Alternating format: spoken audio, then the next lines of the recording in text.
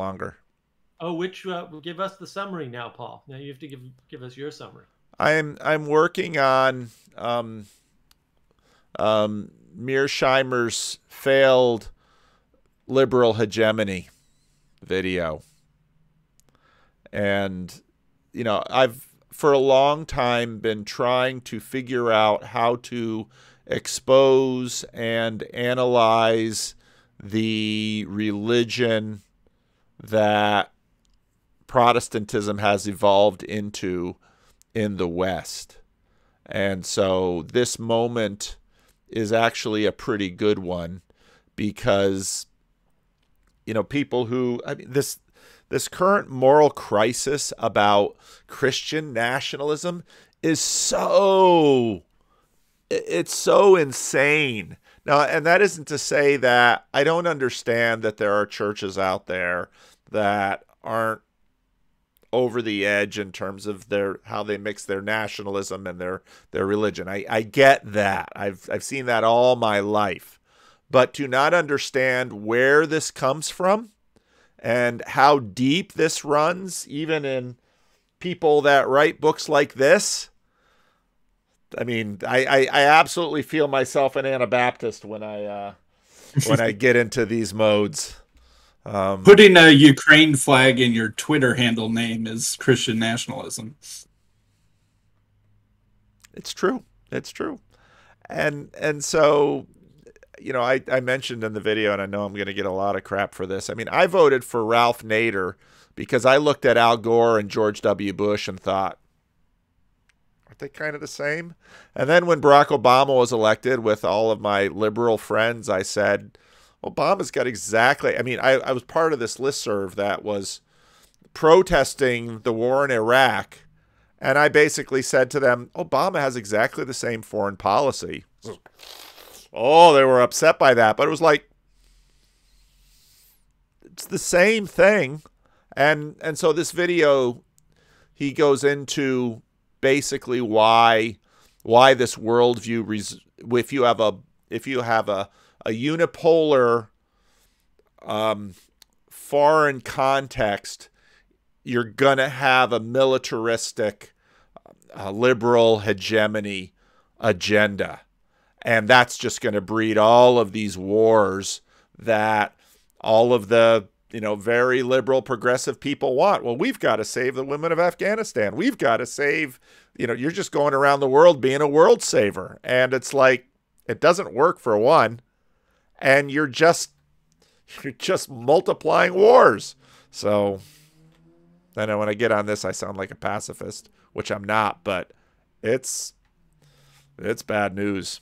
And so then when I hear Christian, so now this whole, I mean, we've just spent, you know, the last couple of years with Christians fighting over Christian nationalism, and now they're not quite know what to say because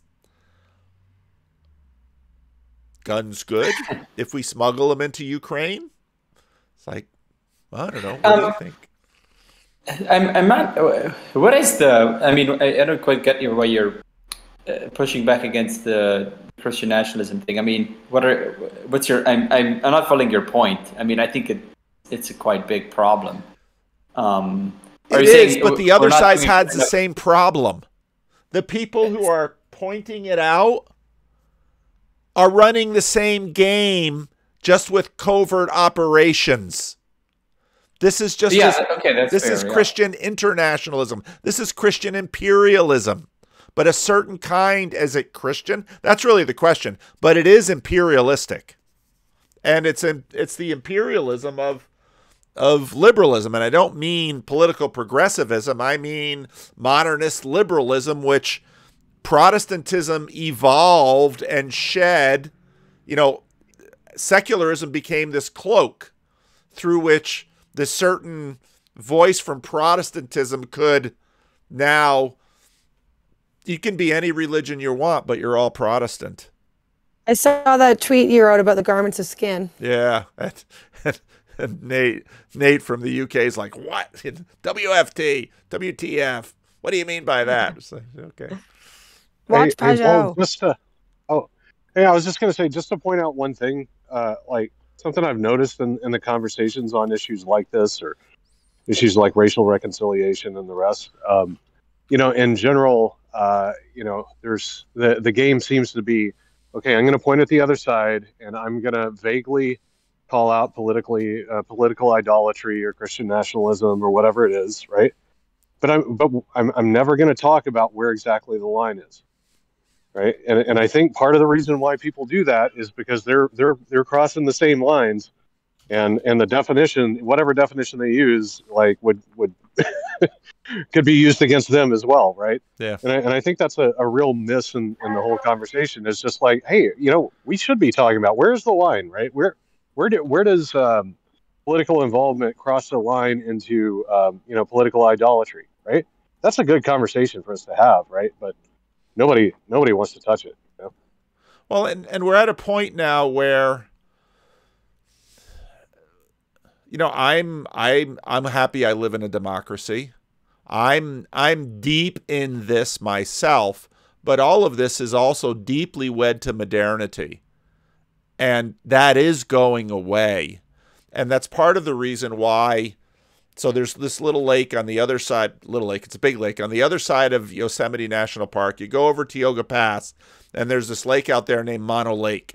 And there's all these, they call them tufa formations.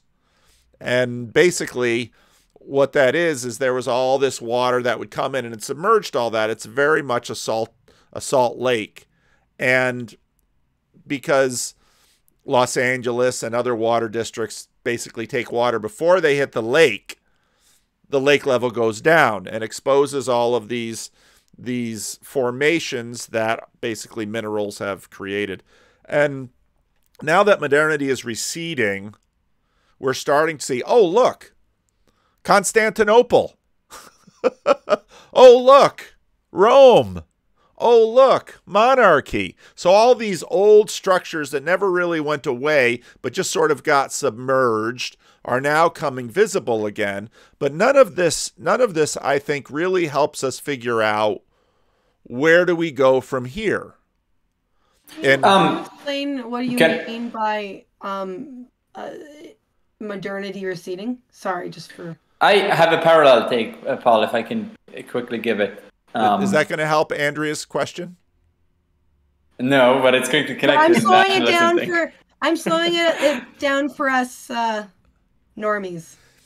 We have addressed pluralism with modernity. What do I mean by that? So modernity arises because the Roman Catholics and the Protestants look across and say, now we're killing each other over these confessional matters. We got to stop this.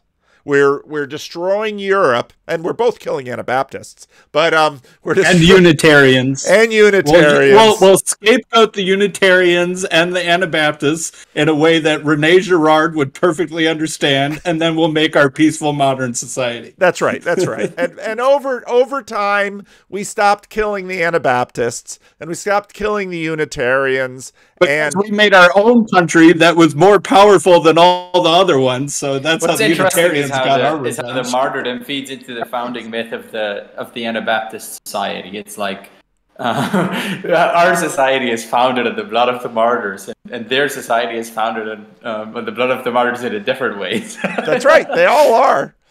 So anyway, I don't mean to steal your train. No, that's fine. But those are good points. And so, but modernity basically was a way of dealing with pluralism. And how it dealt with pluralism was having a whole bunch of sort of built-in assumptions that were still Christian in the system.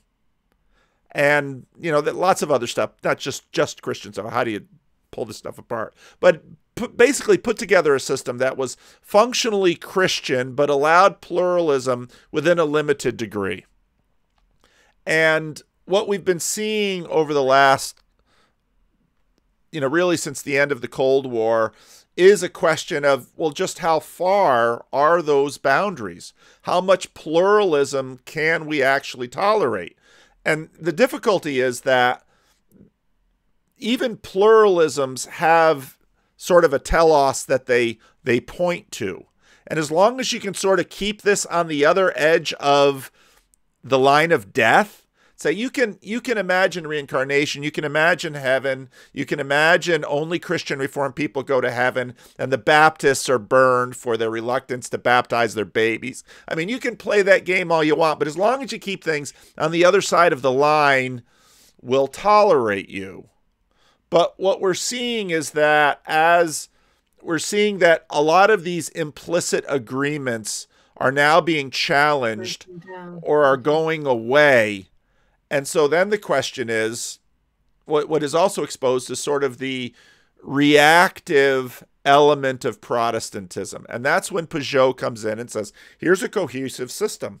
And Roman Catholics come in and say, here's a cohesive system. Yeah, but yours is about 1,000 years old and yours is about 1,500 years old. And I don't know if they're actually going to scale, because a lot of the adaptations you've integrated, you've basically sort of stolen from the Protestants. So you got a lot of Protestant code in your adaptive structures. And they're competing in a Protestant platform. Yes, yes. They're no longer in their own platform. They're kind of still themselves, but they've had to force to migrate to a Protestant platform and deal in that environment. So they're not the metastructure. They're a sub-player in a Protestant metastructure. Is that a feature, not a bug? That the Catholic Church has moved on and kind of synthesized elements of modernity and Protestantism, and now it's much more of a viable option for a lot of people, maybe, because it has both of those things kind of built into its structure.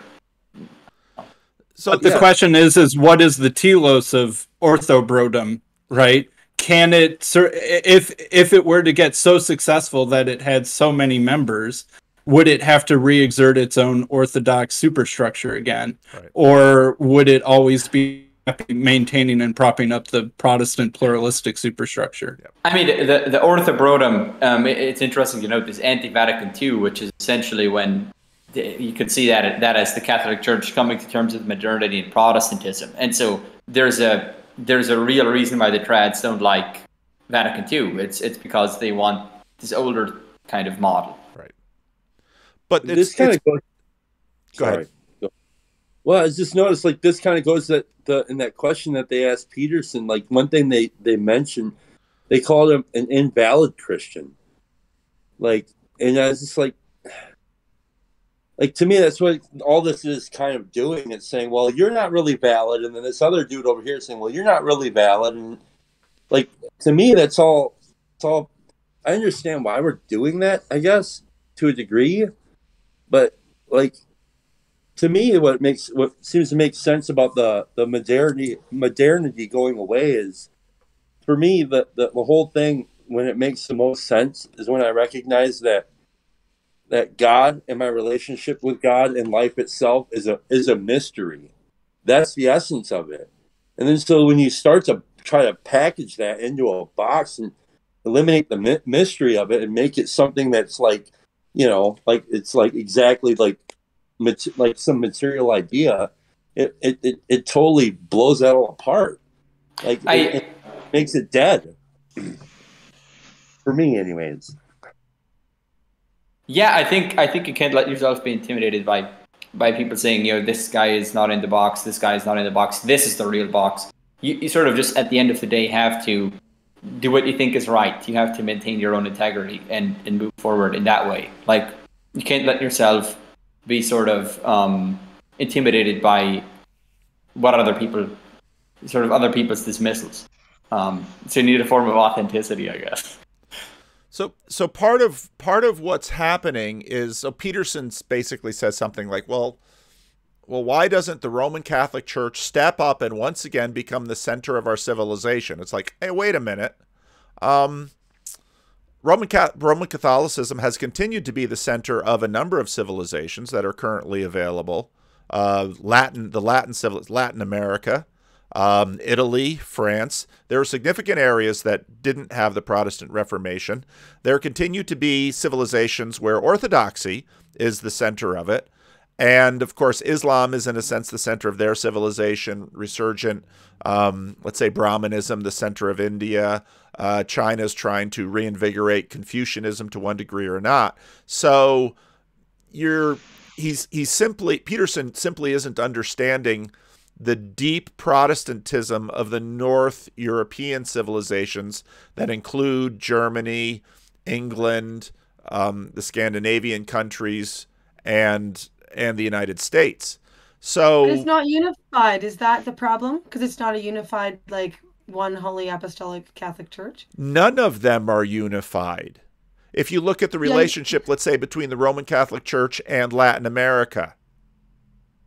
Well, the answer to the Pope, technically. Yeah, but do they? And this is what Tom Holland's book is about. It's what it looks like. It's what it looks like versus what it is. But how much does, why most Latin American countries won't persecute you if you decide to become Pentecostal?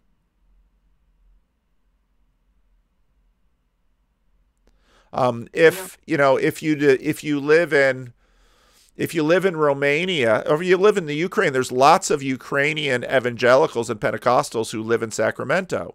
They didn't flee Ukraine because of religious persecution. Religious liberty has become the norm in much of the world. So it's by no means obvious to figure out how Christianity would function as a visible center for a culture in the world today. It's been functioning as an implicit center. So, there's Sevilla. She probably saw her picture. Grizz was giving me a hard time and said it was bait and switch because you had Sevilla's picture on the thumbnail and she's not really here. Well, I saw that and I said, oh, they're on. And I saw Andrea with the bangs, and I saw you and Mark. So I said, I'm going to jump on. Oh, good. For a few minutes because I can. So it's great to see you. Yeah, it's great to see you. So we've been talking about this question of, again, religion and society.